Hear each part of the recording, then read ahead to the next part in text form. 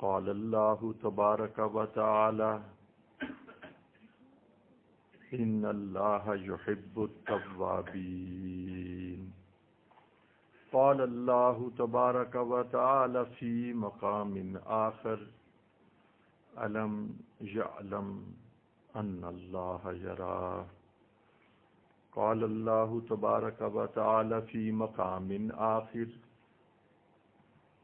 وما لی لا اعبد الذی فطرنی والیہ ترجعون سبحان ربک رب العزت عما یصفون وسلام علی المرسلین والحمد للہ رب العالمین.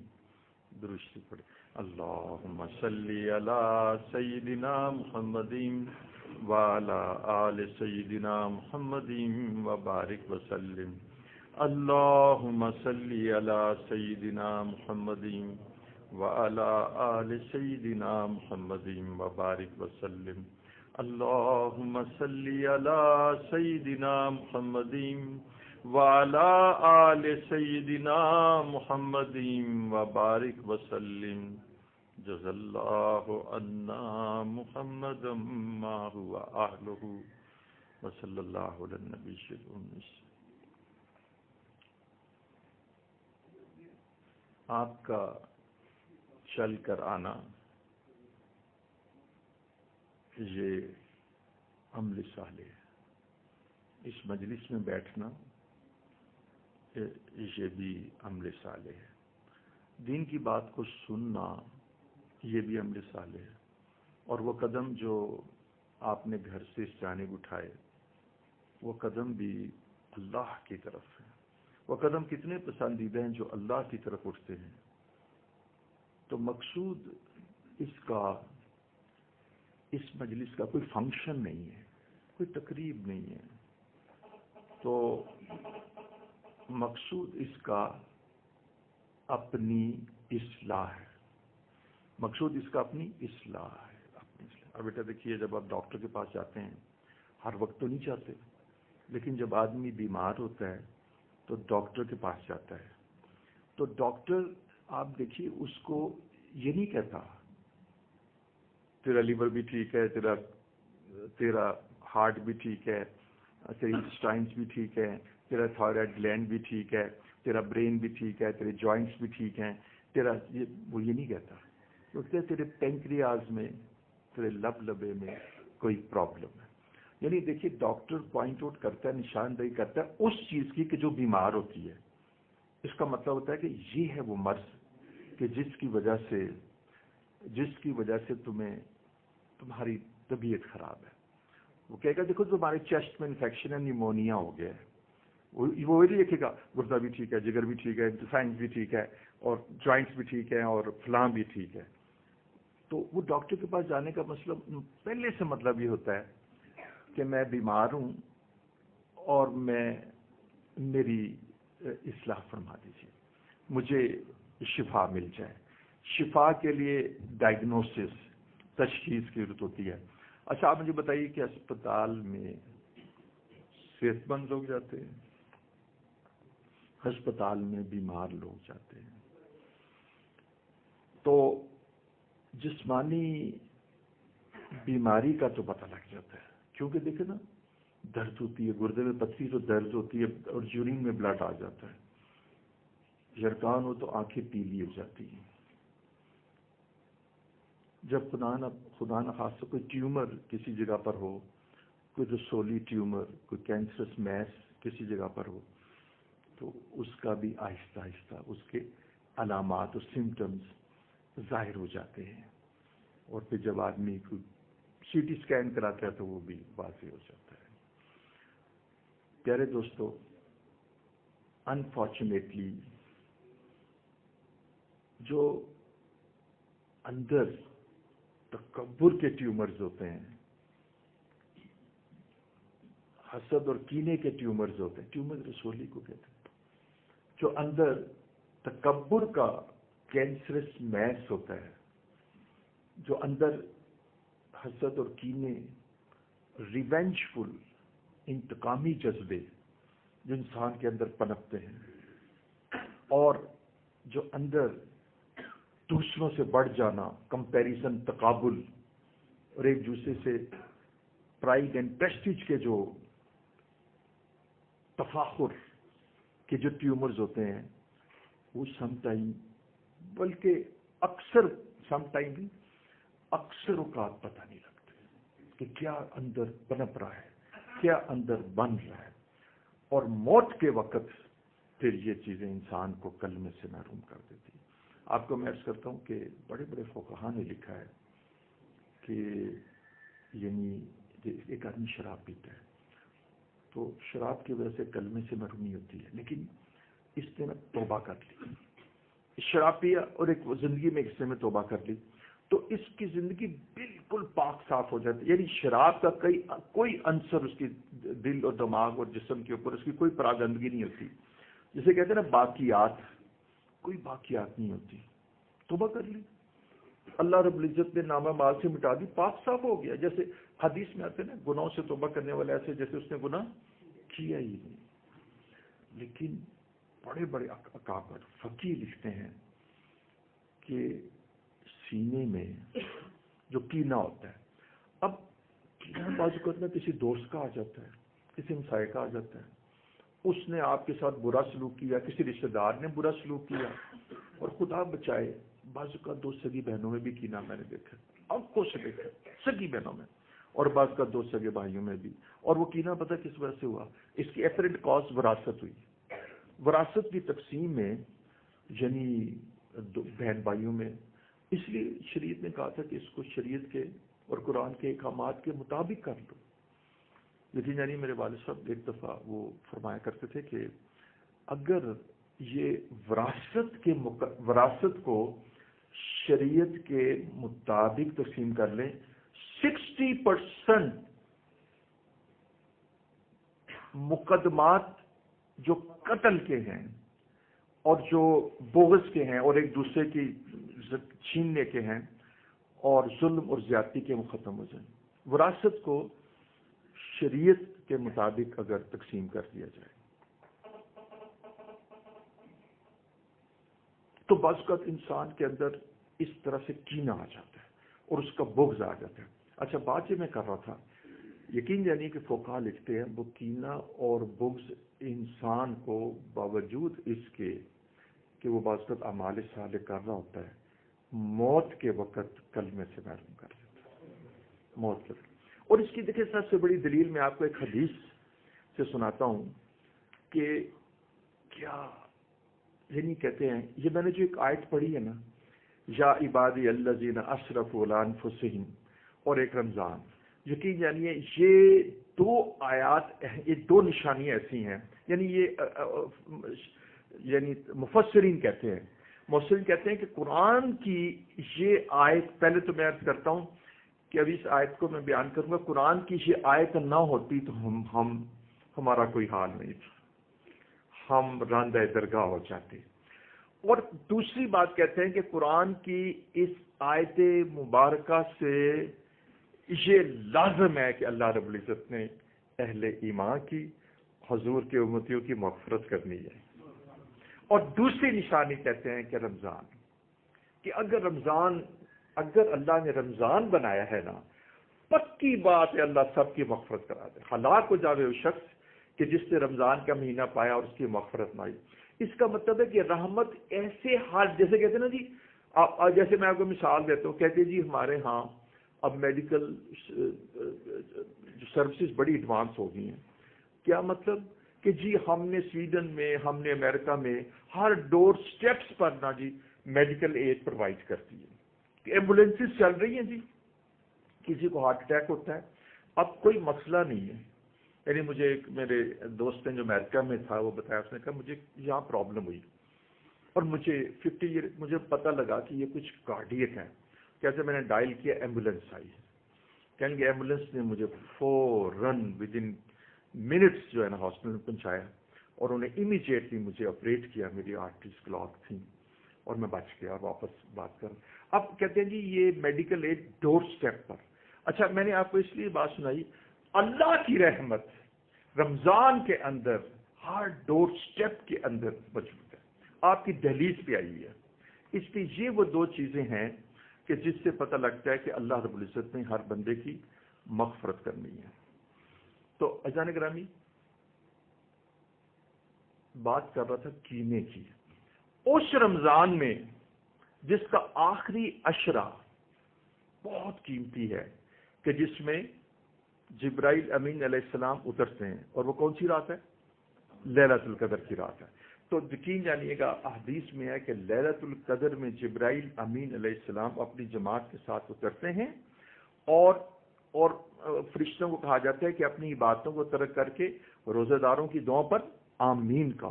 حاملین نے عرش فرشتے جنہوں نے عرش اٹھایا ہوا ہے ان کو کہا جاتا ہے کہ اپنی اپنی عبادت ترک کر دو، اور جو روزے دار ہیں ان کی دعاؤں پر آمین کو. اس وقت شرابی کی، زانی کی، اس وقت ہر بڑے گناہ کی مغفرت ہو جاتی ہے. واللہ اس رمضان میں کہ جس میں لیلۃ القدر ہے، لیلۃ القدر خیر من الف شہر، 1000 مہینوں سے افضل ہے، اس شخص کی مغفرت نہیں ہوتی جس کے سینے میں کسی مسلمان کا کینہ ہو. تو میں عرض کر رہا تھا کہ ہم مضمون پہ واپس آتا ہوں. ہم اس لیے یہاں بیٹھے ہیں کہ ہماری اصلاح. اب یقین جانیے مجھے نا جہاں پر لوگ بلاتے ہیں نا کہ مثال کوئی جلسہ ہے، ایک مقرر نے بیان کیا، دوسرے نے کیا، تیسرے نے کیا، میں نہیں چاہتا، بالکل نہیں چاہتا. ان کو میرے سے تو میں تو ایک عام سا آدمی ہوں جی، زندگی فقیروں کے قدموں پہ گزاری ہے، اور تزکیہ نفس میرا مضمون ہے. پیوریفیکیشن آف سیلف، اندر سے نا کینہ، حسد، بغض، ریا، تکبر، یہ اسی میں نے اپنا بچپن اور اپنی جوانی اور اپنا بڑھاپا اسی میں گزاری ہے. اور اسی سلسلے میں مجھے کابر نے یہ کام دیا.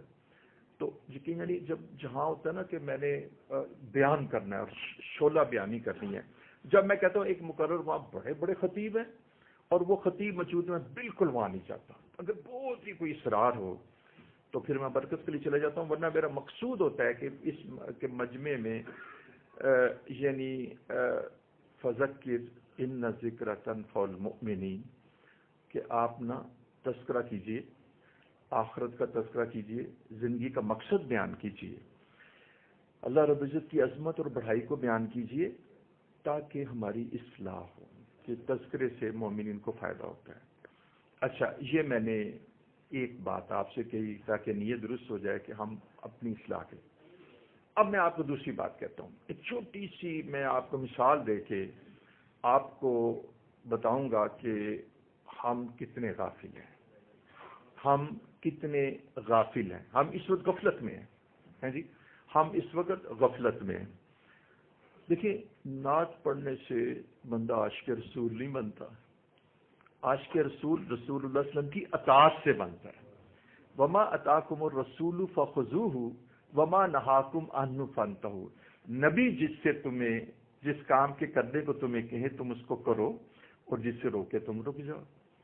نبی جو ہے نا نفرتوں سے روکتے ہیں. آج کو میں آپ کو ایک بات عرض کرتا ہوں، نفرتوں کی بات آئی نا تو میں آپ کو نا ایک بات عرض کرتا ہوں. یقین جانیے اس سے زیادہ حالات حاضرہ کی بات میں آپ کو نہیں بیان کر سکتا. آپ کو میں بتاؤں، بہت غور و فکر سے بتاتا ہوں اور بڑی ذمہ داری سے بتاتا ہوں، امریکہ پاکستان کا بال بھی کبھی نہیں کر سکتا. ہندوستان پاکستان کا بال بھی کبھی نہیں کر سکتا. اور میں آپ کو بتاؤں ادھر سے جو مرضی کہہ لیجئے، دوسرے کنٹریز میں ایران کچھ نہیں بال بھی کا کر سکتا. اس کی وجوہات میرے پاس ہیں، لیکن فرقہ واریت آپ کو تباہ کر دے گی. میں آپ کو بتاؤں کہ فرقہ واریت جو ہے نا، فرقہ واریت یہ تباہ کر دے گی، اندر سے کھوکھلی کر دے گی. گلیوں گلیوں میں لڑائی ہوگی. کوئی کہیں گے یہ وابی ہے، یہ بریلوی ہے، یہ دیوبندی ہے، یہ شیعہ ہے، یہ فلاں ہے. فرقہ واریت سے پاکستان ٹوٹے گا، میں آپ کو بتاؤں. اور میں آپ کو بتاؤں، یقین جانیے گا ان کی جو تھنک ٹینکس ہیں نا، ان کے جو تھنک ٹینکس ہیں وہ یہ کہہ رہے ہیں کہ ہم پاکستان کو بریک نہیں کر سکتے. وہ کہہ رہے ہیں کہ ہم سرجیکل سٹرائکس تو کریں گے تھوڑی سی، لیکن اس سے کچھ نہیں ہوگا. اس سے پتہ کیا ہوگا؟ اس سے ذرا علامہ اقبال کی والی بات ہو جائے گی، ذرا نم ہو تو یہ مٹی بڑی زرخیز ہے ساقی. یہ سرجیکل سٹرائکس کریں گے، لوگ سینما دیکھنا چھوڑ دیں گے. ہمارے جوان لڑکے جذبہ جہاد سے بڑھ کر سڑکوں پہ آ جائیں گے. یہ کوئی قوم کوئی معمولی قوم ہے؟ اس قوم کے اندر جو ایک چیز ہے جو ساری دنیا میں جو بے مثل ہے وہ عشق رسول ہے. ایسا عشق رسول جو ہے، ایسا عشق رسول دنیا میں نہیں پایا جاتا جیسا عشق رسول پاکستان میں ہے. ہمارے ہم کتنے بھی گنہگار ہو جائیں، ہم جو مرضی ہو جائیں، ہم عاشق رسول ہیں. ہمارے سینوں میں رسول کا عشق ہے. آپ کو میں بتاؤں، مجھے بڑی اچھی طرح یاد ہے، میں ان دنوں مطلب 64 کی، میں بہت چھوٹا تھا. میں نے آپ نے نام سنا ہوگا، اسرائیلی ایک لیڈی پریزیڈنٹ تھی گولڈا میئر. آپ نے اس کا نام سنا. آپ بلیو کریں، میں نے گولڈا میئر کا اس زمانے میں پورا میں نے لیکچر پڑھا تھا. اللہ کی قسم اس کی اسٹیٹمنٹ تھی کہ ہم پاکستان کو بالکل کسی طریقے سے نہیں مقابلہ کر سکتے. ہم صرف اس طریقے سے مقابلہ کر سکتے ہیں کہ پاکستان کی فوج میں سے عشق رسول نکال دیا جائے.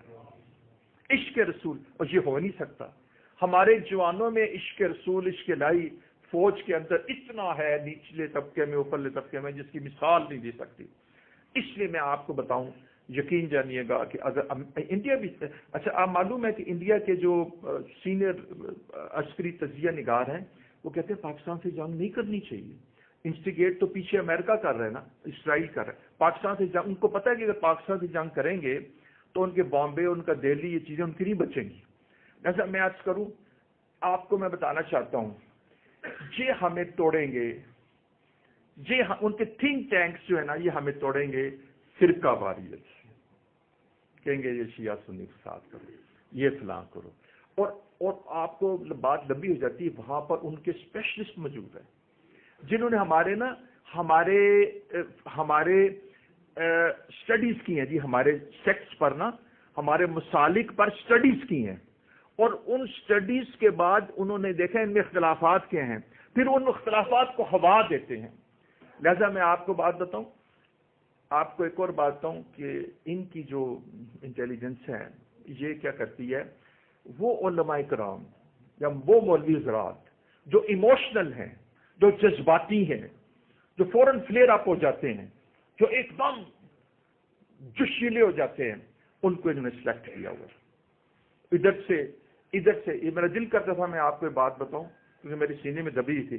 ادھر سے میں آپ کو بتاؤں وہ اختلافی مسائل اٹھائیں گے، ادھر سے وہ اختلافی مسائل اٹھائیں گے اور آپس میں ٹکراؤ کرائیں گے اور یوں ایک میدان گرم کر دیں گے. ہم دونوں مسلمان جن کا اللہ، رسول اللہ، جن کا بیت اللہ اور جن کا روزہ اقدس سب ایک ہے. اور دیکھیے پیارے عزیزو، ہمارا قرآن ایک ہے. قرآن ہمیں اکٹھا نہیں کر سکتا، بیت اللہ شریف ہمیں اکٹھا نہیں کر سکتا، رسول اللہ ہمیں اکٹھے نہیں کر سکتے، مدینہ ہمیں نہیں اکٹھا کر سکتا. اور چھوٹی میں آپ کو عرض کرتا ہوں کہ آپ یقین جانیے گا کہ میں بخاری شریف میں آپ کو 50-60 حدیثیں ملیں گی کہ رفع یدین کی، لیکن حضور صلی اللہ علیہ وسلم نے اپنے آخر زمانے میں رفع یدین کرنا چھوڑ دیا تھا. اگر کوئی مسلمان رفع یدین کر کے نماز پڑھتا ہے، اس کو نماز پڑھنے دو، اس کے اوپر اعتراض نہ کرو، اس کو وابی نہ کرو. اور اگر کوئی آدمی اس طرح پڑھتا ہے تو وہ بھی ٹھیک ہے. دیکھیں قیام میں تو کوئی فرق نہیں نا، رکوع میں تو کوئی فرق نہیں نا، سجدے میں تو کوئی فرق نہیں ہے. کیا معمولی باتیں. اچھا بعض چیزوں میں نے پڑھا، میں نے اپنا حدیث کا مطالعہ کیا، میں نے دیکھا کہ بعض چیزوں میں افضل اور غیر افضل کا فرق ہے. اب بہت شوافے کہتے ہیں یہ افضل ہے، اناف کہتے ہیں یہ افضل ہے، مالکی کہتے ہیں یہ افضل ہے. افضل اور غیر افضل کا فرق ہے. حرام اور حلال یہ نہیں ہے کہ ایک بندہ کہتا ہے یہ حرام ہے اور یہ حلال ہے اور اس کے اندر لوگ جو ہیں وہ اپنا یعنی لڑائی کرتے ہیں.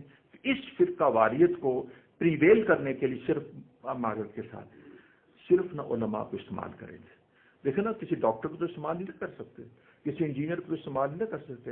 ان علماء کو جو شیلے ہوں گے ان کو یہ پرچیز کریں گے، ان کو استعمال کریں گے. اور مجھے یہ بھی بات پتہ لگی کہ بڑے کہ وہ علماء جن میں پیشنس ہوگا، جن میں ٹالرنس ہوگا اور جو موافقت کرتے ہوں گے، جو پیار محبت کی فضا سازگار کرتے ہوں گے، جو اعتدال کا درس دیتے ہوں گے، جو ماڈریشن کا، جو ایکسٹریمزم کو ختم کرتے ہوں گے، انتہا پسندی کی شدت کو ختم کرتے ہوں گے، ان علماء کو یہ قتل کریں تاکہ اس طرح کی جوشیلی فضا بن جائے. تو میرا مضمون کہیں اور چلا گیا. میں آپ کو صرف یہ بات بتانا چاہ رہا تھا کہ یہ بغض اور حسد اللہ تعالیٰ اس سے بچائے. ہم نے اپنا الٹرا ساؤنڈ کرنا ہے, ہم اس لیے آئے ہیں. اچھا, اب میں ایک چھوٹی سی مثال دے رہا تھا, پھر بات بڑی لمبی ہو جائے گی. کہ آپ دیکھیے کہ آپ کے پاس, آپ دبئی سے آئے, آپ قطر سے آئے, آپ نے نہ کوئی 80-90 لاکھ روپے کما لیا. اب آپ نے کہا کہ میں نا مکان بناتا ہوں. آپ نے 5 مرلے کا زمین اور مکان ایک جگہ پہ خرید لیا, اس لیے کہ آج کل تو مکان 10 کروڑ میں بنتے ہیں. برحال بعض جگہوں پہ آپ کو مل جاتی ہے زمین.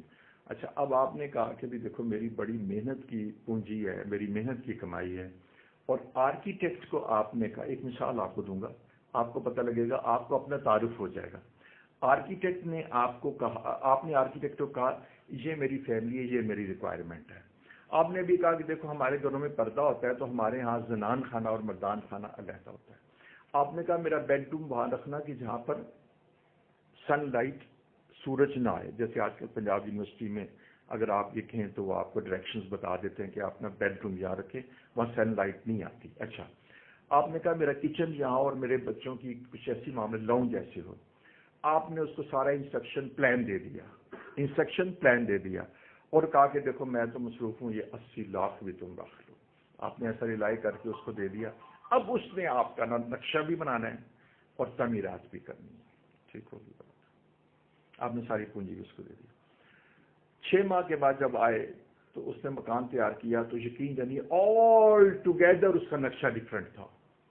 جہاں آپ نے کہا تھا نا کہ میرا بیڈ روم رکھو, وہاں سے کچن رکھ دیا, اور جہاں آپ نے کہا تھا میرا لاؤنج رکھو تو وہاں اس نے ڈائننگ رکھ دیا. سارے کا سارا نقشہ بدل گیا, حالانکہ نقشہ بالکل سامنے پڑا ہوا تھا. کوئی ایسے نہیں تھا کہ کوئی ہوا میں تھا, نقشہ ڈرا کیا ہوا پڑا ہوا تھا. اب بتائیں کہ وہ آرکیٹیکٹ کیا کرے گا؟ آپ کی ریکوائرمنٹ یہ تھی, اس نے آپ کی ریکوائرمنٹ کے برابر, اس نے آپ کی ریکوائرمنٹ کے مطابق ایک چیز نہیں بنائی, اور سریا بھی لگ گیا, کنکریٹ بھی لگ گیا, سیمنٹ بھی یوز ہو گیا, برکس بھی یوز ہو گئی, ہر شے اس سے استعمال کر کے 80 لاکھ کنزیوم کر دیا. اب بتائیں آپ کیا کریں گے, وہ کیا کرے گا اور آپ کیا کریں گے؟ ایک شکل سے سارا سٹرکچر توڑ دیا جائے. اگر سارا سٹرکچر توڑ دیا جائے تو پھر 80 لاکھ وہ کہاں گیا, اور وہ بیچارہ کیا کرے گا؟ اب وہ کہتا ہے کہ آپ سے کہتا ہے کہ میں آپ سے معافی مانگتا ہوں, میں آپ کی منشا کے مطابق گھر نہیں بنا سکا, میں بڑا شرمندہ ہوں. ظلمنا انفسنا, میں نے اپنی جان پہ بڑا ہی ظلم کیا. وَإِن لَّمْ تَغْفِرْ لَنَا, اگر آپ مجھے معاف نہ کریں, لَنَكُونَنَّ مِنَ الْخَاسِرِينَ, مجھے جیل ہو سکتی ہے. لہذا میں اب آپ سے درخواست کرتا ہوں کہ آپ نہ اس کو قبول کر لیجئے, آپ اس کو قبول کر لیجئے. ممکن ہے کہ آپ اسے قبول کر لیں. رسول اللہ صلی اللہ علیہ وسلم نے آ کے, اللہ جل شانہ نے ان کو ایک نا آرکیٹیکچرل پلان دیا کہ نقشہ اس طرح بنانا ہے, زندگی ایسے گزارنی ہے, معاشرت ایسے رکھنی ہے, معاملات ایسے کرنے ہیں, سود سے بچنا ہے, غیبت سے بچنا ہے, زنا سے بچنا ہے, بے حیائی سے بچنا ہے. جیسے کہ قرآن میں آتا ہے کہ جو اسلامی معاشرے کے اندر بے حیائی پھیلاتا ہے, فبشرہم بعذاب علیم, اس کو دردناک عذاب سے بچا, اس دردناک عذاب کی خوشخبری سنا دو. پاک دامنی اختیار کرنی ہے, حیا کو اختیار کرنا ہے. الحیاء شعبۃ من الایمان, بیٹیوں میں حیا پیدا کرنی ہے, پردے کا خیال رکھنا ہے. یعنی جو اسٹرکچر, جو آرکیٹیکچرل پیٹرن زندگی کا حضور صلی اللہ علیہ وسلم نے دیا تھا کہ یہ زندگی گزارنے کا طریقہ ہے اور یہ زندگی گزارنے کا پورا نقشہ ہے. لقد کان لکم فی رسول اللہ اسوۃ حسنہ, اس کے بالکل خلاف ہم زندگی گزار کے آئے ہیں. ہم نے پوری اپنی, اچھا اب دیکھیے اس نے اپنی برک, اس نے سیمنٹ سریا سرا ضائع کر دیا.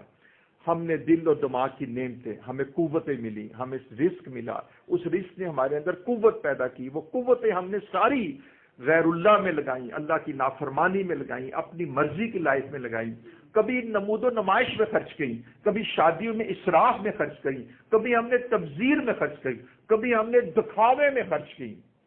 آپ یقین جانیے میں بعض ایسے گھروں میں جاتا ہوں، یہ تو گھر بڑا نیک گھر ہے، یہاں تو کوئی چیز خلاف شرع ہے ہی نہیں، ایسے گھروں میں جاتا ہوں جس میں سامان تعیش اتنا مہنگا ہوتا ہے کہ جس کا کوئی مقصد بھی نہیں ہوتا، کوئی مقصد بھی نہیں ہوتا اس سے کوئی، دیکھیں ایک ہے آسائش، اس کی اجازت ہے، یہ آسائش ہے، آپ نے مجھے بوڑھے آدمی کو یہ فارم دے دیا، میرے لیے آسانی ہے، آسائش۔ اور ایک ہے زیبائش، وہ بھی جائز ہے کہ اگر آپ جیسے حضور صلی اللہ علیہ وسلم نے فرمایا کہ اللہ تعالیٰ جمیل ہے، جمال کو پسند کرتے ہیں، تو زیبائش کی بھی زیبائش بھی نیڈڈ ہے۔ اگر آپ اپنے کپڑے کو اچھا خوبصورت بنا لیں تو اللہ اس کے رسول کہتے ہیں کہ بھئی ہاں جو میں نے تمہیں دیا ہے وَأَمَّا بِنِعْمَةِ رَبِّكَ فَحَدِّثْ، اس کا تم اظہار بھی تو کرو۔ آدمی کہتا ہے اپنی بیوی کو دیکھو میں نے تمہیں اتنے اچھے کپڑے لا کے دیے ہیں، تو ایسے تو نہ ہو کہ تم چوڑی بنی پھرتی رہو، تم اچھے کپڑے پہنو تاکہ لوگ کہیں گے بھی تمہارے خاوند نے تمہارے ساتھ اچھا سلوک کیا ہے، تو تم اس کا اظہار بھی کرو۔ تو اللہ جل شانہ بھی یہ فرما رہے ہیں اس کی بھی اجازت ہے، لیکن آسائش کی بھی اجازت ہے، زیبائش کی بھی اجازت ہے، اور کس کی اجازت نہیں؟ نمائش کی اجازت نہیں۔ ہم دیکھو نمائش بھی کرتے ہیں، ہم وعدہ پورا نہیں کرتے، ہمارے بیع شرع کے اندر سود ہے، ہمیں یہ نہیں پتا کہ ہماری جو بیع شرع ہے وہ بعض اوقات بیع باطل ہوتی ہے، بعض اوقات بیع فاسد ہوتی ہے، اور بعض اوقات وہ شریعت کی مطابقت نہیں رکھتی۔ تو ہمارا جو بیع شرع اور ہمارا جو تجارت کے اصول و ضوابط ہیں وہ بھی شریعت کے مطابق نہیں ہے، اور اس کے بعد ہمارا رہن سہن کے اندر جو ہماری آداب معاشرت ہے وہ بھی شریعت کے نہیں ہے۔ دیکھیں یہ کہاں سے آ گیا تھا ٹی وی لاؤنج، یہ تو ایک کامن روم تھا، اس کا نام ٹی وی لاؤنج رکھ دیا، تو سارے بیٹھ کے ٹی وی دیکھ رہے ہیں، پیرنٹس کے ساتھ بچے بھی دیکھ رہے ہیں، فلاں بھی دیکھ رہے ہیں۔ یہ رسول اللہ صلی اللہ علیہ وسلم کی معاشرت نہیں تھی، حضور کی معاشرت میں پاکیزگی تھی، طہارت تھی، پاک دامنی تھی، حیا تھی، بے حیائی نہیں تھی۔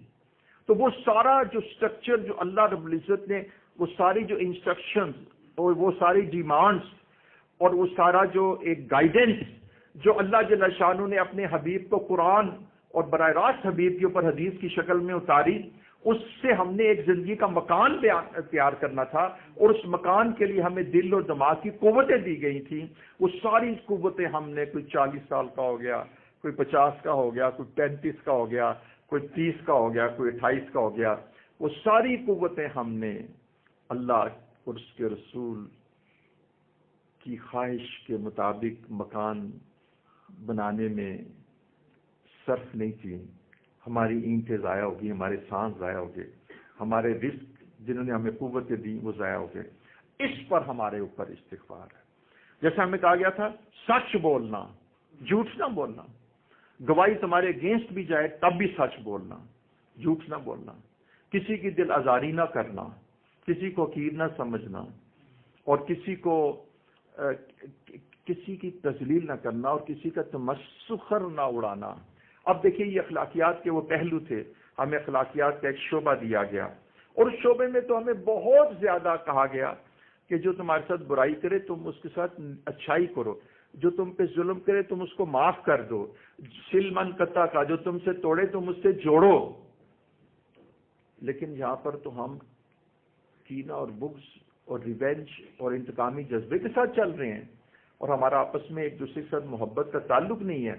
تو میں یہاں پر آپ کو کہنا چاہتا ہوں کہ وہ عبادات اور وہ معاملات اور معاشرات جس کو حضور صلی اللہ علیہ وسلم نے ہمارے اوپر نافذ کیا تھا، ہم نے سب سے پہلی بات ہے وہ سیکھی نہیں ہے، ہم نے اس کو جانا ہی نہیں ہے، ہم نے اس کو پہچانا۔ اب آپ نے میڈیکل سائنس نہیں سیکھی، آپ کو نہیں پتا، آپ کنسٹرکشن انجینئر نہیں ہیں، تو یہ ساری چیزیں قرآن اور حدیث میں تھیں، یہ ساری چیزیں صحابہ کرام کی زندگی میں تھیں۔ آپ کو صحابہ کی زندگی کا بھی نہیں پتا، آپ کو نہیں پتا ایثار کیا ہے، آپ کو نہیں پتا صلہ رحمی کیا ہے، آپ کو نہیں پتا کہ عیادت کیا ہے۔ اب دیکھیے عیادت کی میں آپ کو ایک حدیث سناؤں تو آپ حیران ہو جائیں گے۔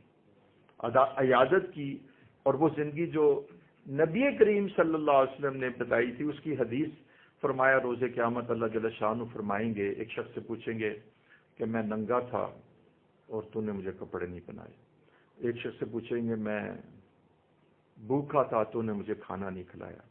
ایک شخص سے پوچھیں گے میں پیاسا تھا تو نے مجھے پانی نہیں پلایا. ایک شخص سے پوچھیں گے میں بیمار تھا تو نے میری عیادت نہیں کی. اللہ پوچھیں گے, یہ سب کہیں گے یا رب العالمین تو ننگا تھا کیسے, تو بیمار کیسے؟ فرمایا میرا فلاں بندہ ننگا تھا, اس کے پاس کپڑے نہیں تھے. میرا فلاں بندہ جو تھا نا وہ بھوکا تھا, تو جانتا تھا, تو نے اس کو کھانا نہیں کھلایا. میرا فلاں بندہ بیمار تھا اور تو نے اس کی عیادت نہیں کی.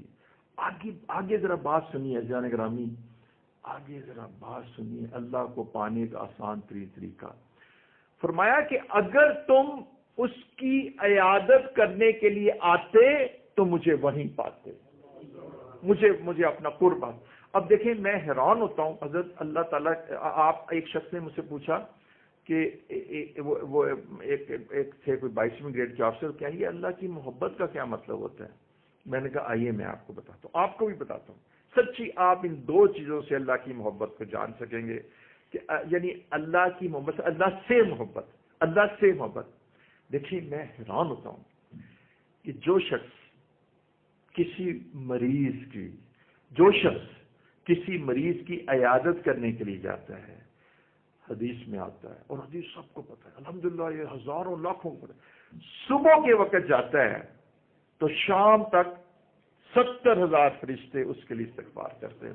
اللہ تجھے اتنا پیارا ہے یہ بندہ, کیا اس نے دیکھیں عیادت سے مطلب نہیں ہے کہ تو اس کی میڈیکل ٹریٹمنٹ پہ خرچ کرے یا اس کے پاس عیادت. دیکھیں ہر آدمی کا اپنا احوال ہے. اگر کوئی آدمی غریب ہے تو آپ اس کی میڈیکل ٹریٹمنٹ پہ خرچ کرتے ہیں, وہ تو عیادت کی اعلیٰ ترین قسم ہو گئی کہ اس کے پاس پیسے نہیں ہیں. یہاں پر واللہ یہ بات نہیں, حدیث میں اس کا کوئی ذکر نہیں ہے کہ تو جا کے اس کو پیسے دے دوائی کے. صرف تم جا کے یہ کہو گے, پتہ ہے کیا کہو گے؟ لا باس طہور انشاءاللہ, فکر کی بات نہیں, تم ٹھیک ہو جاؤ گے. ہائے اللہ اتنا پیار کرتے ہے تو اپنے بندے کو. اللہ وَإِذَا مَرِضْتُ فَهُوَ يَشْفِينِ, جب میں بیمار ہوتا ہوں حضرت تو مجھے شفا دیتا ہے. اب یہ بندہ بیمار ہے, بیماری بھی اللہ کی طرف سے آتی ہے, لیکن اللہ تعالیٰ تجھے اپنا بندہ اتنا پیار ہے, اتنا پیار ہے تجھے اپنا بندہ کہ کوئی بندہ اس کو جا کے یہ کہہ دیتا ہے لا باس طہور انشاءاللہ. آپ کو یہ بھی پتہ نا کہ عیادت کے لیے زیادہ دیر ٹھہرے نا. یہاں سے بھی ایک بات پتہ لگتا ہے کہ آپ نے کچھ زیادہ ڈیٹیلز نہیں, آپ نے اس کی عیادت کرنے کے لیے جانا ہے, اس کو حوصلہ دلانا ہے, کیونکہ اس کا مورائل گر گیا ہے, وہ ڈپریس ہو گیا ہے, وہ بیچارہ تھوڑا سا نیچے ڈاؤن ہو گیا ہے. آپ اس کے مورائل کو بڑھائیں, آپ اس کے ہمت اور حوصلے کو بڑھائیں. کوئی بات نہیں, لا باس طہور انشاءاللہ, فکر کی بات نہیں, تم ٹھیک ہو جاؤ گے. دیکھیے آگے میں نے پڑھا کہ اس کی تفسیر میں لکھا ہوا تھا تم یہ کہہ دو اللہ نے جو معاملہ کرنا ہوگا کر لیں گے. یعنی اگر اس کا وقت آخر ہے تو اللہ تعالیٰ کا دیکھیں اللہ کا امر تو غالب ہو جائے گا. اللہ کا امر تو آپ نہیں ٹال سکتے.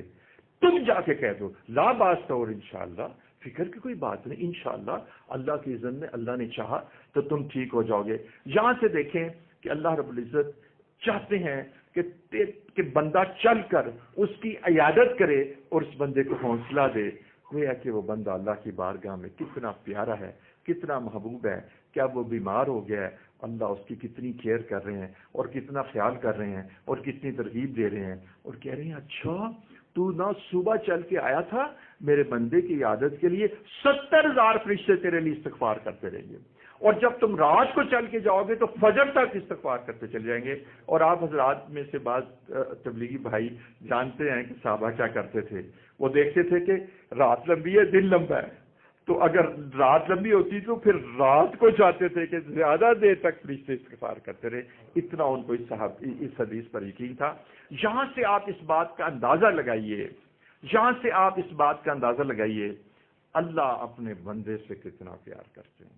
اچھا دوسری بات میں آپ کو بتاؤں, میں نے ان کو بتائی, کہیں گے ہاں یہ بات. میں کہ دیکھیے صرف اس بات پر وہ کہتے ہیں کہ تو وہاں آیا تھا میں وہیں موجود تھا, یعنی میں بیمار کی دہلیز پر موجود تھا.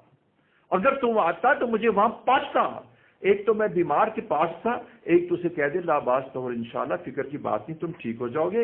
اور دوسرا تمہارے 70,000 فرشتے, اے اللہ تیرے بندے کی تیرے نزدیک اتنی سیدھا. دوسری میں آپ کو بات کروں, ایک مزیدار بات بھی بتاؤں گا، پتہ نہیں میں نے پچھلے فرض کی تھی نہیں، وہ میں نے کہا تھا کہ ایک ہماری عزیزہ تھی، تو ان کا بچہ کچھ ایسے ہوا، بعض جینیٹکس ایسے ہوتے ہیں، وہ بڑا کالا تھا، بڑا، تو وہ نا اپنے بچے کو پیار بھی کرتی ہیں، روتی بھی، اور اس کو جب روتا تو اسے کہتے ہیں وہ کالو، تو کیا ہے وہ کالو جی، اس کو مارتی بھی تھی، سارا کچھ کرتی تھی۔ تو یقین جانیے ایک دن نا بچے کی خالہ آ گئی، خالہ تو سگی بہن ہوتی ہے، کہیں گی اے کی کالا جی آگے، پڑھ گئی اس کو، کہیں گے تو کی کیا ہے کالا جی، ان پہ کالا نہیں بالکل کالا نہیں ہے۔ کیا دیکھو ماں اپنے بچے کو کہتی ہے اے کالو تو اتنا کالا کیوں، انہوں مار دی کہ تو کالا نہ کیوں ہے، لیکن جب کسی اور نے اسے کہا کالا تو کہہ دی ایسی جی تیسی تیری میرا پتر کوئی کالا ہے۔ اللہ جل شان کہتا ہے میرا بندہ جڑے نا جیسا مرضی ہوئے، پیڑا ہوئے، چنگا ہوئے، گنہگار ہوئے، کالا ہے، زانی ہوئے، شرابی ہوئے، میرا بندہ ہے، میں جو مرضی ہے نل کرا، میں نو کالو کواں، شرابی کواں، زانی کواں، گنہگار، تو کون ہوندا ہے ادھی غیبت کرن والا، تو کون ہوندا ہے اینو کہے کہ اے شرابی ہے، تو مجمع وچ اینو شرابی نہیں کہہ سکدا، تو مجمع وچ اینو زانی نہیں کہہ سکدا، تو مجمع وچ اینو برا بلا نہیں کہہ سکتا۔ لہذا فرمایا کہ جو کسی کی غیبت کرتا ہے اور اس کی وہ عیب جو اس کے اندر موجود ہوتا ہے، اس کی عدم موجودگی میں، اس کے غیبت میں، اس کی ایبسنس میں اس کو بیان کرتا ہے، تو اپنے مردار بھائی کا گوشت کھاتا ہے۔ اللہ رب العزت یہ فرما رہے ہیں، دیکھیں اس میں ایک عجیب بات ہے، حالانکہ وہ سچ بیان کر رہا ہے، دیکھیں حکم ہے سچ بیان کرنے کا، اس سچ کو اللہ تعالیٰ نے اتنا ناپسند کیا ہے کہ اس سے کسی مسلمان کی دل آزاری ہوتی ہے کہ تو اس کا عیب نہ بیان کر، میرے بندے کا عیب بیان کرتا ہے، میں نے اس کو اپنے ہاتھوں سے بنایا ہے، لقد خلقنا الانسان فی احسن تقویم، میں تو ودود ہوں، تجھے کیا ہے، میں غفور الرحیم ہوں، میں غفار ہوں، الحمدللہ رب العالمین الرحمن الرحیم، میں جب چاہوں اس کو گناہ معاف کر دوں، یہ میرا گناہ گار ہے، تیرا گناہ گار تو نہیں ہے، میں جب چاہوں اس کو، یہ میرا معاملہ ہے، اس کے گناہ کا معاملہ میرا اور بندے کا ہے، تو کون ہوتا ہے کہ تو آ کے درمیان میں لگا اور کہتا ہے کہ یہ گناہ گار ہے؟ تو وہ دیکھو جب اس کو بچے کو تو کالو کہتی تھی، جب دوسرا کہتا تھا تو انہوں پہ جاتی سی، اللہ جل شان نے بھی دوسرے کو معذرت کے ساتھ پہ جاتے ہیں اور کہتے ہیں تو میرے بندے نو برا بلا کیوں کیا ہے؟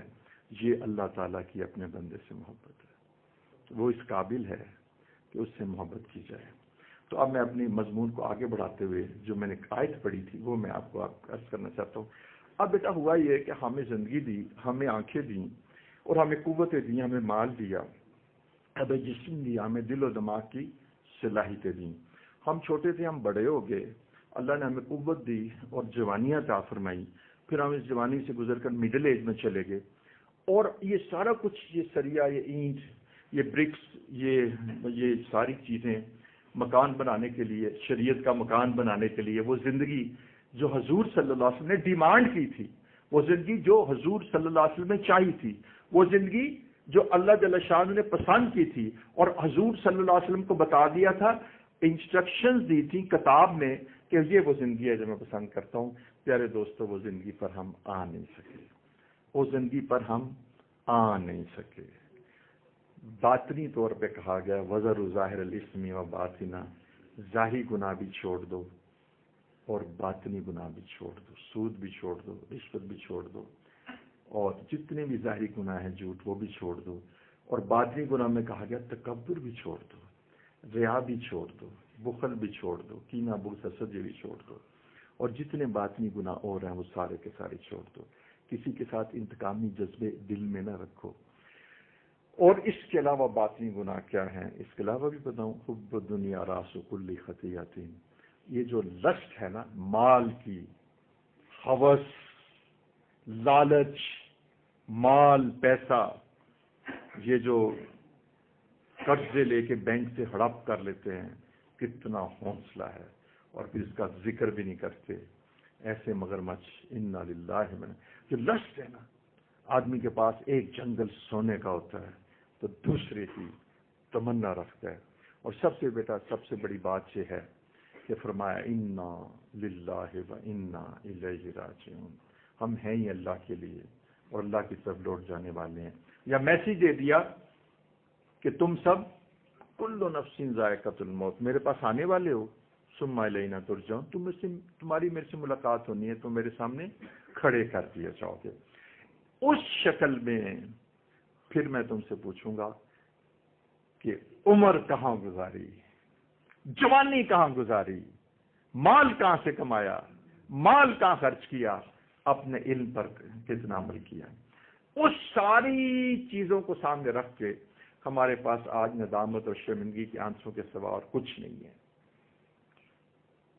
تو پھر اللہ جل شانہ نے ہمیں ایک رمضان دے دیا کہ تم اپنے آپ کو اوور ہالنگ کر لو، یہ واشنگ مشین ہے جس میں اپنے آپ کو ڈال دو اور اپنے آپ کو صاف کر دو۔ اور دوسری آیت، اللہ کی قسم قرآن میں یہ جو آیت ہے، اس سے ہر فورتھ سٹیج کا جو یعنی جیسے فورتھ سٹیج کا جو کینسر ہوتا ہے نا، وہ اتنا پھیل جاتا ہے، بون سکین میں بھی آ جاتا ہے، بون میں بھی آ جاتا ہے، اس کو ڈاکٹر نہ کیمو تھراپی کرتے ہیں، نہ اس کی وہ کرتے ہیں ریڈیو تھراپی کرتے ہیں، نہ کوئی آپریشن کرتے ہیں، اس کو چھوڑ دیا جاتا ہے۔ ہم اسپرچولی روحانی طور پر فورتھ سٹیج کے کینسر میں ہیں، لیکن قرآن کی یہ آیت ہمیں 100% شفا دے رہی ہے۔ اور آپ اگر قرآن میں کوئی اور آیت تلاش کریں تو مل جائیں گی، لیکن اس کا کوئی، یہ وہ آیت ہے کہ جس نے ہمیں جینے کا حوصلہ دیا ہے، جس نے ہمیں زندہ کر دیا ہے بیٹا، جس نے ہمیں امید لگا دی ہے۔ بلائنڈ اسٹریٹ کے اندر کہ جہاں آگے روشنی نظر نہیں آتی، بلائنڈ ٹنل کہ آگے کچھ وہاں اس نے روشنی گرین چینل کو اوپن کر دیا ہے۔ یا عبادی، اے میرے بندو، یا عبادی الذین اسرفوا علی انفسہم۔ دیکھیں اسرفوا کا مطلب ہوتا ہے تم نے اللہ کی حدود کو کراس کیا، لمٹس کراس کر دیا۔ تمہاری آنکھوں نے لمٹس کراس کی، کر دی، تمہارے کانوں نے لمٹس کراس کی، کر دی۔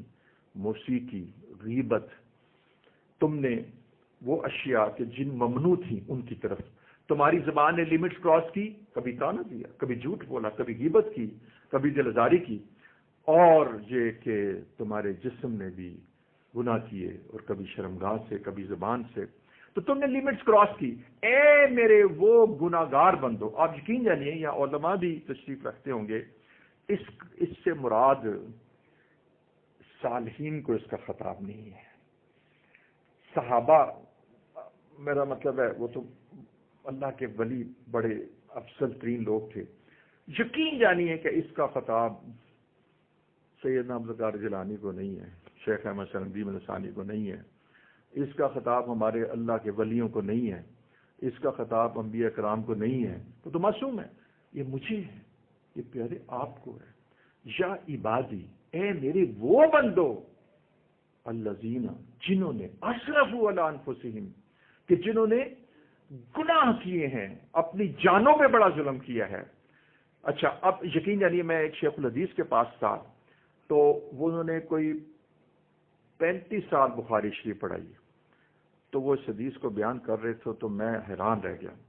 بڑے ہی اللہ والے ہیں، اکابر کی اولاد میں سے ہیں، تو انہوں نے اس کا ترجمہ یوں کیا، میں آپ کو بتاتا ہوں، اور اکثر نہیں، انہوں نے کہا اے میرے وہ بندو، آپ کو تعجب ہوگا یہ سن کے، اے میرے وہ بندو، تاکہ آپ کو حوصلہ ہو جائے، اے میرے وہ بندو، اے میرے وہ گناہگار بندو۔ دیکھو آدمی جب گناہگار ہے تو وہ تو پھر اس کے ساتھ تو ذرا کرنا چاہیے سختی کا معاملہ، لیکن آپ کہتے ہیں اے میرے بیٹے تو یہ باتیں، اے میرے گناہگار بیٹے، اے میرے نافرمان بیٹے، تو نہ توبہ کر لے، تو رجوع کر لے۔ تو اللہ تعالیٰ نے میرے بندوں کہا ہے، اور میرے بندوں ان کو کہا ہے کہ جو گناہگار ہیں۔ اچھا، انہوں نے اس کا ترجمہ کیا، اے میرے گناہگار بندو جنہوں نے فجر میں کبیرہ گناہ کیے، جنہوں نے ظہر میں کبیرہ گناہ کیے، جنہوں نے عصر میں کبیرہ گناہ کیے، واللہ یہ آپ کو میں بتا رہا ہوں، اکابر کی تفسیر بتا رہا ہوں، جنہوں نے عشاء میں کبیرہ گناہ کیے، جنہوں نے پورا ہفتہ کبیرہ گناہ کیے، جنہوں نے پورا مہینے کبیرہ گناہ کیے، جنہوں نے پورا سال کبیرہ گناہ کیے، جنہوں نے پوری گزری ہوئی زندگی کبیرہ گناہ کیے، میں اللہ تم سے کہتا ہوں لا تقنطوا من رحمت اللہ، تم اللہ کی رحمت سے مایوس نہ ہونا، تم اللہ کی رحمت سے مایوس نہ ہونا، تم اللہ کی رحمت سے مایوس نہ ہونا۔ پیارو، تم اللہ کی رحمت سے مایوس نہ ہونا۔ آپ تو نیک لوگ ہیں، آپ تو نمازی ہیں، آپ تو زکوٰۃ ادا کرتے ہیں، آپ نے قتل نہیں کیا، آپ شراب نہیں پیتے، آپ کو اللہ تعالیٰ نے پاک دامنی عطا فرمائی ہوئی ہے، لیکن موسیقی اور انٹرنیٹ آپ کے گھروں میں ہے، جس کی وجہ سے گندگیاں اور پلاسٹیں ہمارے بچوں تک پھیل رہی ہیں. لیکن آپ تو بڑے اچھے لوگ ہیں، آپ تو کلمہ گو ہیں، لیکن ہم بھی گناہوں میں ملوث ہیں. یہ تو ان لوگوں کے لیے بھی آیت ہے، ان کو بھی مایوس نہیں ہونا چاہیے جن کو 4th گریڈ کا کینسر ہے، جو روحانی اعتبار سے، اعمال کے اعتبار سے 4th گریڈ کینسر میں مبتلا ہو کے مایوس ہو چکے ہیں. فرمایا لا تقنطوا من رحمت اللہ، تم اللہ رب العزت کی رحمت سے مایوس نہ ہونا. آگے سنیے، ان اللہ سرٹنلی، یقیناً، یغفر الذنوب جمیعا، تمہارے سارے گناہ معاف کر دے گا. پیارے دوستو، ہو سکتا تھا اللہ تعالیٰ کہتے تمہارے یہ بھی معاف کر دے گا، یہ بھی معاف، لیکن یہ نہیں کرے گا. یہ بھی کر دوں گا، یہ بھی معاف کر دوں گا، یہ بھی کر دوں گا، یہ نہیں کروں گا، یہ بھی ہو جائے گا، یہ بھی ہو جائے گا. لیکن یہ اتنا بڑا گناہ نہیں. جمیعا کا مطلب ہے آل سن، سارے گناہ. جمیعا کا لفظ آپ کو اردو میں آتا ہے، ان اللہ یغفر الذنوب جمیعا. اے دوستو، تمہارے میں سارے، اے بندو، اے میرے بندو، میں تمہارے سارے گناہ معاف کر دوں گا. ان اللہ یغفر الذنوب جمیعا. تم نہیں جانتے میں کون ہوں؟ انہ هو الغفور الرحیم، میں غفور الرحیم ہوں. تو اذان گرامی، ایک میری زندگی کا مقصد یہ تھا کہ آپ نا اس وقت اپنے گھروں کو بچانے کے لیے،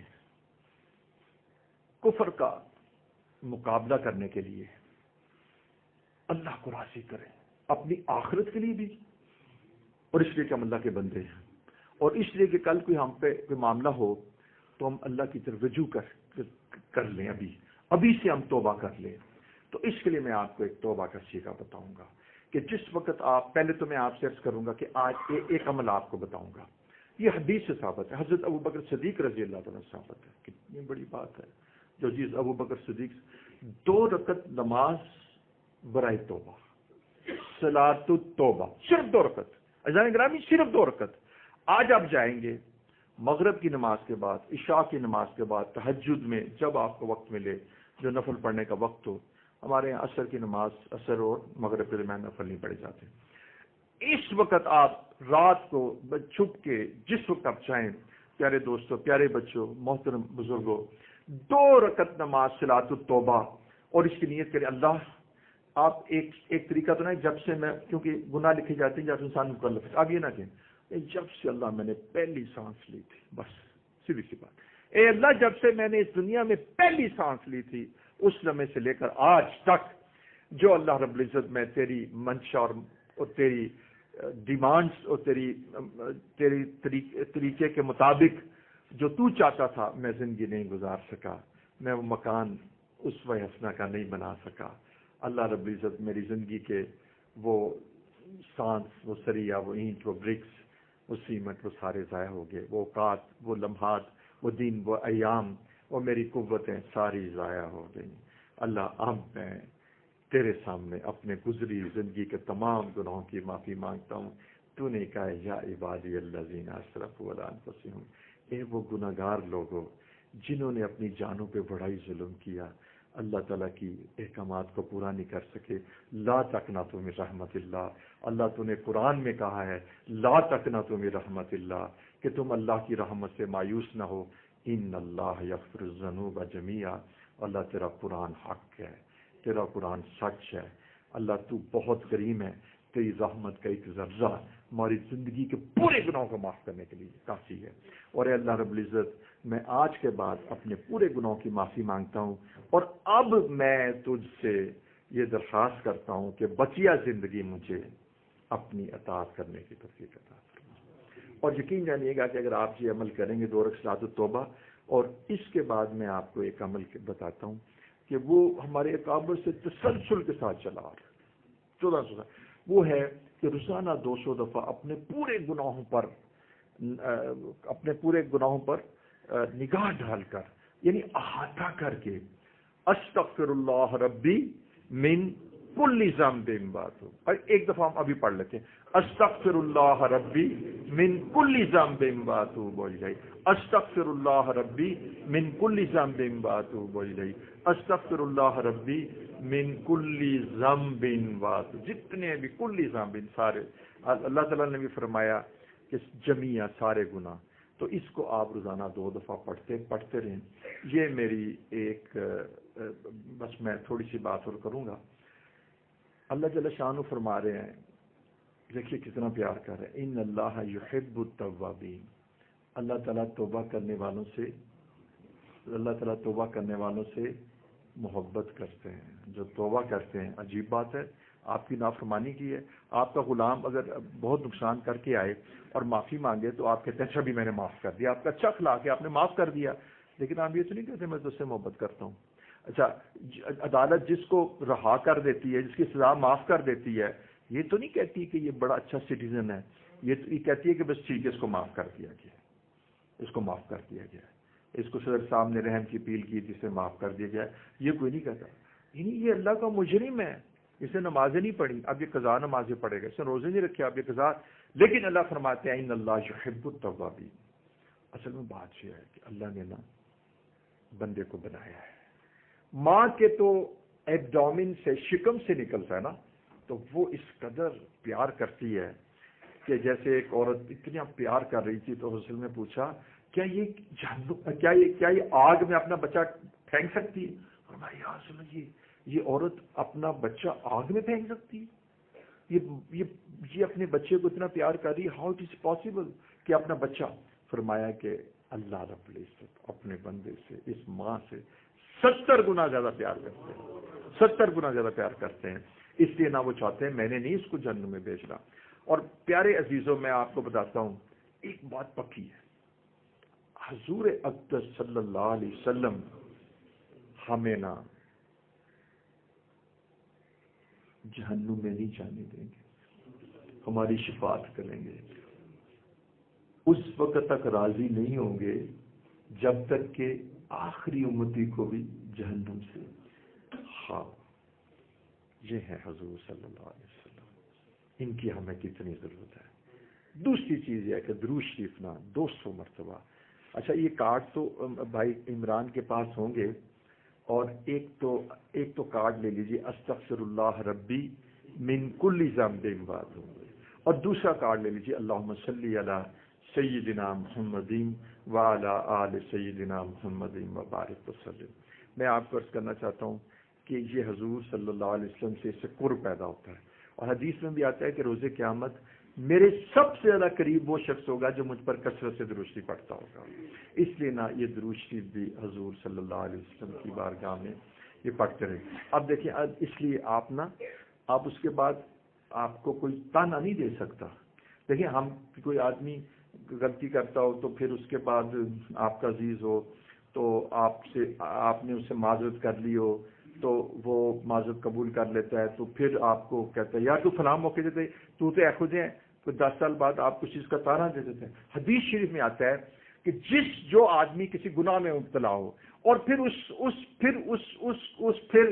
نے اس گناہ سے توبہ کر لی ہو اور دوسرا آدمی اس کو اس گناہ کا تانا دے تو مرنے سے پہلے اس گناہ میں مبتلا ہو کے مرے گا. اتنا اللہ پیار کرتے ہیں اپنے بندے کو کہ دیکھو میرے بندے نے تو توبہ کر لی تھی اور میں نے اس کی معذرت قبول کر لی تھی. آپ کو پتہ ہے مسلمان کے حقوق میں سے ایک ہے کہ جب وہ معذرت کرے تو اس کی معذرت قبول کرے، اس کی معذرت کو قبول کرے. میں عرض کرنا چاہتا ہوں تو جب اللہ جل شانہ فوراً معذرت قبول کرتے ہیں. جو آدمی جلدی معاف کر دے گا نا، جلدی معاف کر دے گا اپنے بھائیوں کو، اللہ روز قیامت اس کو جلدی معاف کر دیں گے. جو آدمی اس دنیا میں کسی مسلمان کی معذرت کو قبول کرے گا روز قیامت اللہ اس کا عذر قبول کر لیں گے.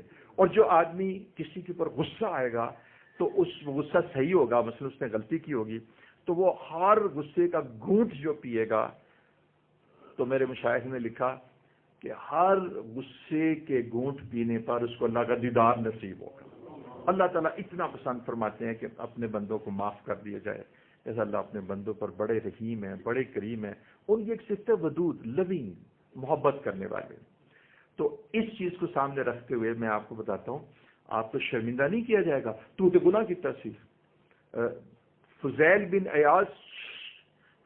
بن ایاز شراب کباب کے اندر مبتلا تھے اور ولیوں کے توبہ کی، ولیوں کے سردار بن گئے، ولیوں کے سردار بن گئے. دنیا میں تو آپ کو کہا جاتا ہے ہاں بھائی جیسے وہ ایک میں آپ کو بتاؤں ایک کرکٹر تھے تو انہوں نے حج کا پروگرام بنا لیا, نام نہیں لیتا, اچھا بڑے وہ ان چیزوں میں مبتلا تھے, اچھا تو انہوں نے وہاں جا کے انہوں نے توبہ کر لی. میں عجیب حیران ہوں کہ ایک لابی میں گیا تو وہ کہیں گے جی کیا کہتے ہیں 900 چوہے بلی کھا کے حج کو چلی, اور اس طرح کی باتیں اس کے بارے میں شروع کر دی. میں نے کہا تم بندے, اللہ تعالیٰ نے تو اس کو اپنا محبوب بنا لیا, اپنا مقرب بنا لیا, اس نے توبہ کر لی ہے, اب اس کو پچھلی زندگی کا تانا نہیں دے سکتے.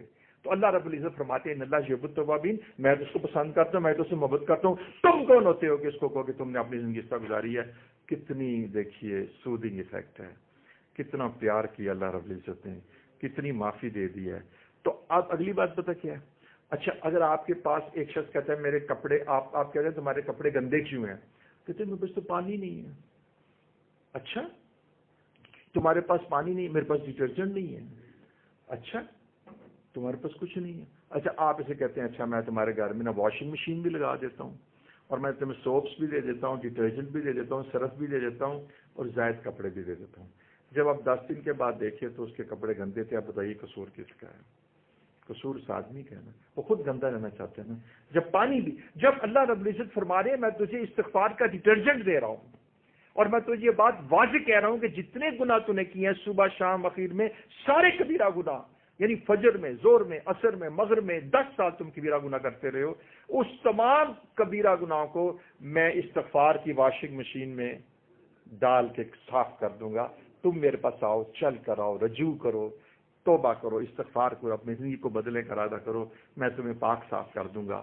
تو پیارے دوستو بتائیے, اگر اب ہم گناہ گار ہیں تو اپنی وجہ سے ہیں. اللہ تعالیٰ تو ہمیں صاف کرنا چاہتا ہے, وہ تو ہمیں پاک کرنا چاہتے ہیں, ہم پاک نہیں ہونا چاہتے. اس کو غفلت کہتے ہیں. ایک آیت میں نے پڑھی تھی, وما لیا لا اعبد الذی فطرنی والیہ ترجعون. دیکھیے قرآن مجید میں آتا ہے کہ جس وقت انہوں نے نبیوں کو برا بلا کہا, اور انہوں نے کہا وما لیا, مجھے کیا ہے, میرے پاس کوئی جسٹیفیکیشن نہیں. لا اعبد الذی, کہ میں عبادت نہ کروں, میں مان کر نہ چلوں, میں اطاعت نہ کروں, الذی, اس ذات کی, فطرنی, جس نے مجھے بنایا ہے. عجیب بات کہ اس نے میرا باڈی سٹرکچر بنایا ہے, اس نے میرا بونی اسکیلٹن بنایا ہے, اس نے کوئی پٹھے چڑھائے ہیں, اس نے میرے لیور, جگر, کڈنیز, میری انٹسٹائنز, میرا دل اور دماغ, میری بونز, میری سارا اسٹرکچر ہی اس نے بنایا ہے. اللہ جی خلق کا, اس نے تو مجھے بنایا ہے. فادلک, ہر شے میں مجھے اعتدال بیان کیا ہے. مجھے کیا ہے, وما لیا, میرے پاس کون سی جسٹیفیکیشن ہے, میرے پاس کون سا عذر ہے, میرے پاس کون سا جواز ہے کہ میں عبادت نہ کروں اس ذات کی, فطرنی, جس نے مجھے پیدا کیا ہے, جس نے مجھے بنایا ہے, جس نے مجھے آنکھیں دی ہیں, جس نے مجھے سماعت دی ہے, جس نے مجھے بصر دی ہے, جس نے مجھے آفدہ قلب دی ہے, میں اس کی عبادت نہ کروں. اور پھر بات یہ ہے وَإِلَيْهِ تُرْجَعُونَ, میں نے تو اسی کی طرف لوٹ کر جانا ہے.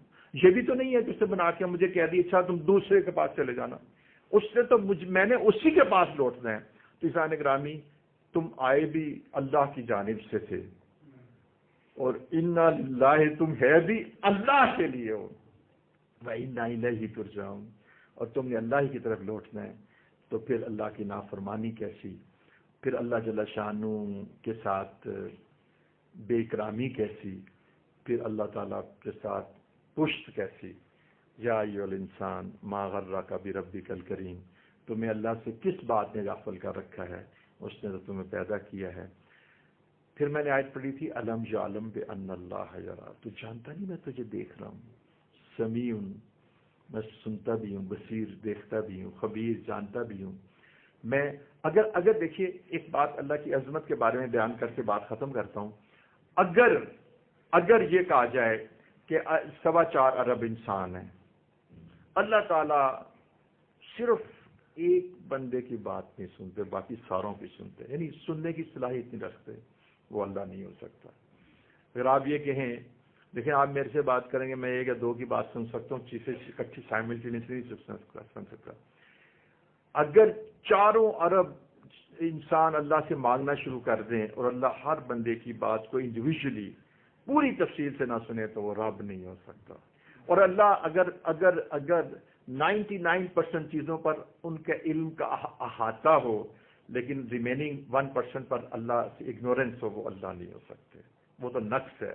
سبحان کا مطلب ہے ہر کمزوری سے، ہر نقص، سبحان کا مطلب ہے اللہ ہر کمزوری سے، ہر ویکنس سے پاک ہے، ہر ڈیفیشنسی سے پاک ہے۔ اور اگر یہ کہا جائے کہ اللہ تعالیٰ نا یہ نا 4 ارب میں سے 4.25 ارب کی ساری تفصیلات جانتا ہے، لیکن ریمیننگ جو ہے نا اس کو نہیں جانتا، یہ کوئی امریکن انٹیلیجنس نہیں ہے کہ جس کی نالج انکمپلیٹ ہو، یہ اللہ ہے۔ وہ سیٹلائٹ سے دیکھ لیتے ہیں، اللہ رب العزت سارے انسان، حدیث میں آتا ہے سارے انسانوں کے قلوب اللہ کی 2 انگلیوں کے درمیان ہیں، کا قلب واحد، ایک قلب کی مانند ہے۔ اللہ تعالیٰ ہر شے سے باخبر ہے۔ علم یعلم بان اللہ یرا، کیا تو جانتا نہیں کہ اللہ رب العزت تجھے دیکھ رہا ہے؟ اللہ آپ کے اعمال کو دیکھ رہا ہے۔ اگر آپ چھپ کے بھی کوئی عمل کریں گے اس کو بھی اللہ جانتے ہیں۔ اگر اللہ آپ کے دل کے اندر پیدا ہونے والے خیالات اور وساوس کو نہ جانے تو وہ رب نہیں ہو سکتا، وہ معبود نہیں ہو سکتا، وہ ناقص ہے، ناقص تو رب نہیں ہو سکتا۔ لہذا اللہ تعالیٰ وَهُوَ مَعَكُمْ، وہ تمہارے ساتھ ہے، أَيْنَمَا كُنْتُمْ، تم جہاں بھی ہو وہ اللہ تمہارے ساتھ ہے۔ وہ تمہاری شارک سے، ادھر ایک آرٹری ہوتی ہے جس کو نا کیروٹیڈ آرٹری کہتے ہیں، جب آپ بکرا ذبح کرتے ہیں نا تو اس شارک کو کاٹ دیتے ہیں، وہ شارک سے بھی زیادہ قریب ہے، وہ شارک سے زیادہ ہر جگہ موجود ہے، ایسٹ میں بھی ہے، ویسٹ میں بھی ہے، ہر جگہ موجود ہے، تمہارے قریب ہے۔ لہذا اللہ تعالیٰ تمہارے اعمال کو دیکھ رہا ہے۔ اس چیز کے پیش نظر میں آپ سے بس اتنی بات عرض کروں گا کہ بس ایک لفظ کہہ کے بات ختم کرتا ہوں، فَفِرُّوا إِلَى اللَّهِ، اللہ کی طرف بھاگیے، اللہ کی طرف رجوع کیجیے۔ ساری قوتیں اسی کے پاس ہیں، سارے خزانے اسی کے پاس ہیں، شفا کے خزانے اسی کے پاس ہیں، نفع کے خزانے اسی کے پاس ہیں۔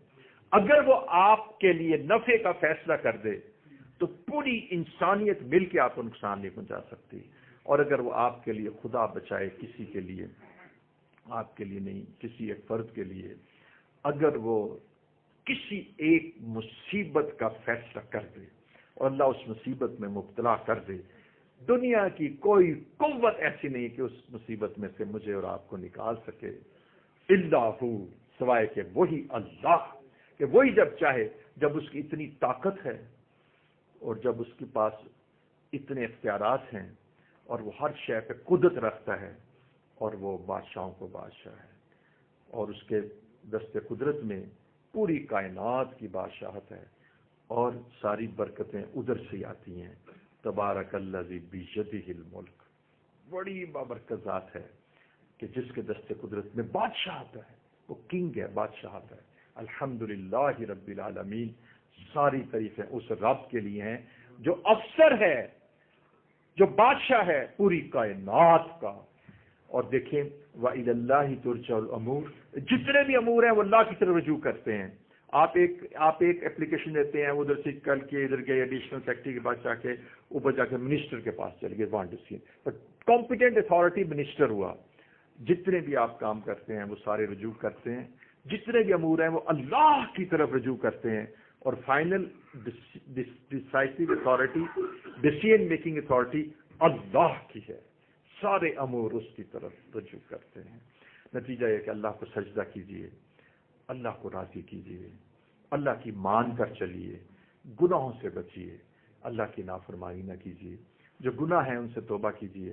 وَذَرُوا ظَاهِرَ الْإِثْمِ وَبَاطِنَهُ، ظاہری گناہ بھی چھوڑ دیجیے، جھوٹ بھی چھوڑ دیجیے، بد نظری بھی چھوڑ دیجیے، موسیقی بھی چھوڑ دیجیے، سود بھی چھوڑ دیجیے، زنا، شراب، ان تمام گناہوں سے توبہ کیجیے، اور باطنی گناہ میں حسد، کینہ، بغض، تکبر، ریا، ان کو بھی چھوڑ دیجیے، اور اللہ رب العزت کو اپنا بنا لیجیے۔ وآخر دعوانا ان الحمد للہ رب العالمین، لا الہ الا اللہ، لا الہ الا اللہ، لا الہ الا اللہ، لا الہ الا اللہ،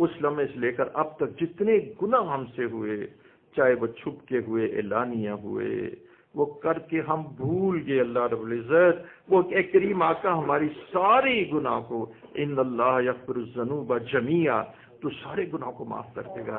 یہ سب اللہ تیری بارگاہ میں اپنے گناہوں کی مغفرت چاہتے ہیں، ہم سب کی سارے گناہ معاف فرما دے، اور کوئی ایک گناہ ایسا نہ چھوڑ، اللہ تیرا وعدہ ہے جمیعا کہ جس کو تو نے معاف نہ کیا ہو۔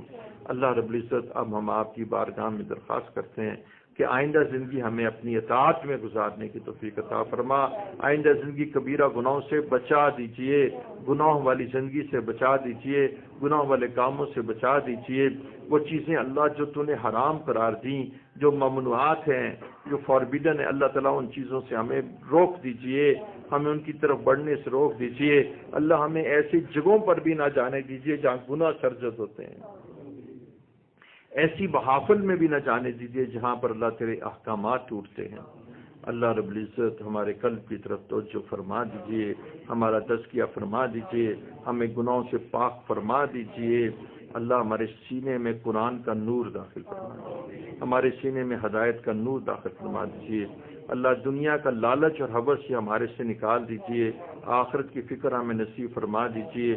اللہ جتنے بھی احباب یہاں موجود ہیں سب کی مغفرت فرما دیجیے، اور سب کو روزی کی برکت عطا فرما، رزق کی برکت عطا فرما، رزق کی مشقتیں دور فرما، سب کو برکتوں والا بے حساب رزق عطا فرما۔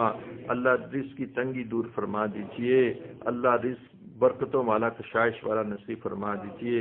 اللہ سب کو بے حساب رزق عطا فرما دیجیے، بیماروں کو شفاء کاملہ نصیب فرما، پاکستان کی حفاظت فرما، جو پاکستان کے خیر خواہ ان کی بھی حفاظت فرما، فرقہ واریت سے بچا دینا، اللہ فرقہ واریت سے بچا دینا، پاکستان کی حفاظت فرما دینا۔